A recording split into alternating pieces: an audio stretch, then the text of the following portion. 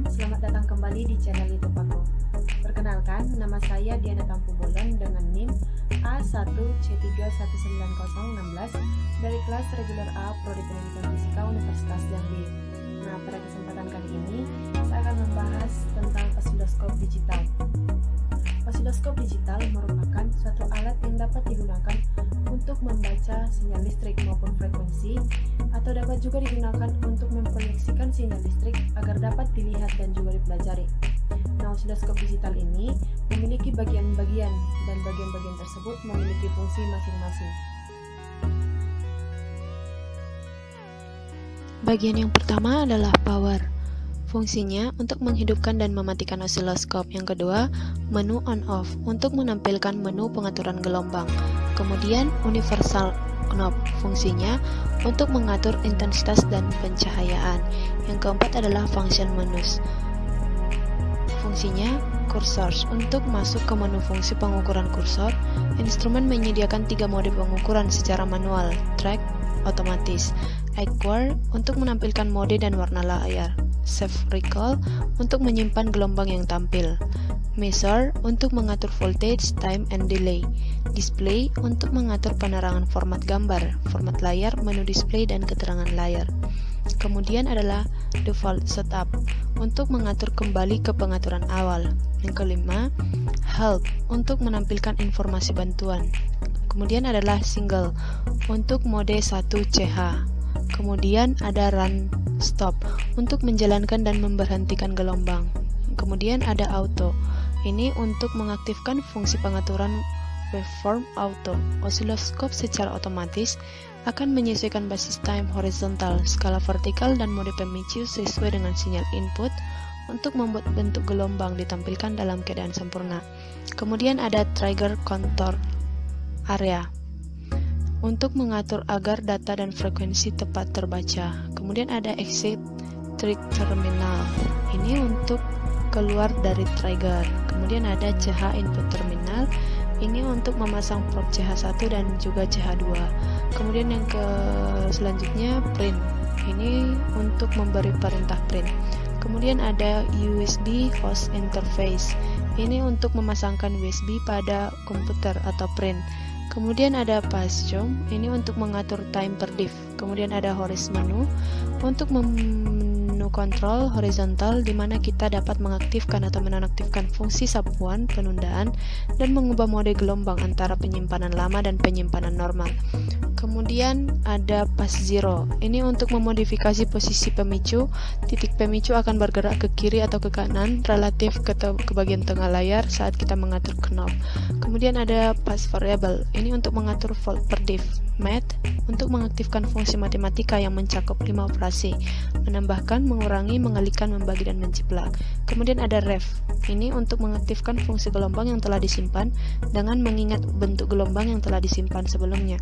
Kita dapat membandingkannya dengan bentuk gelombang saat ini untuk menentukan kegagalan rangkaian. Kemudian ada CH1. CH1 untuk tampilan bentuk gelombang saluran 1 atau channel 1. Kemudian ada CH2. CH2 ini untuk tampilan bentuk gelombang saluran 2 atau saluran 2 atau saluran 2. Nah, selanjutnya adalah prinsip kerja dari osiloskop digital. Osiloskop digital mencuplik bentuk gelombang yang diukur dan dengan menggunakan ADC atau Analog to Digital Converter untuk mengubah besaran tegangan yang dicuplik menjadi besaran digital. Dalam osiloskop digital, gelombang yang akan ditampilkan lebih dulu disampling atau dicuplik dan digitalisasikan. Osiloskop kemudian menyimpan nilai-nilai tegangan ini bersama-sama dengan skala waktu gelombangnya di memori. Pada prinsipnya, osiloskop digital hanya mencuplik dan menyimpan demikian banyak nilai dan kemudian berhenti. Ia mengulang proses ini lagi dan lagi sampai dihentikan. Beberapa DSO memungkinkan untuk memilih jumlah cuplikan yang disimpan dalam memori per akuisi atau pengambilan gelombang yang akan diukur. Osiloskop digital memberikan kemampuan ekstensif, kemudahan tugas-tugas akuisi gelombang dan pengukurannya. Penyimpanan gelombang membantu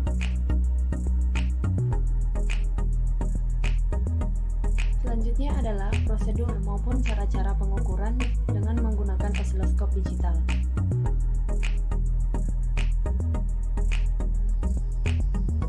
Kemudian untuk prosedur kerja yaitu yang pertama adalah kalibrasi alat, di mana cara kalibrasi alat yaitu hidupkan osiloskop dengan menekan tombol power, kemudian tekan tombol default setup untuk mengembalikan ke pengaturan standar, kemudian hubungkan osiloskop dengan probe pada CH1, kemudian hubungkan probe positif ke ground, kemudian amati gelombangnya, aturlah volt per diff menjadi 2 volt agar jarak antar 2 titik 1 cm, kemudian aturlah time per diff menjadi 0,5 T, kemudian tekan auto.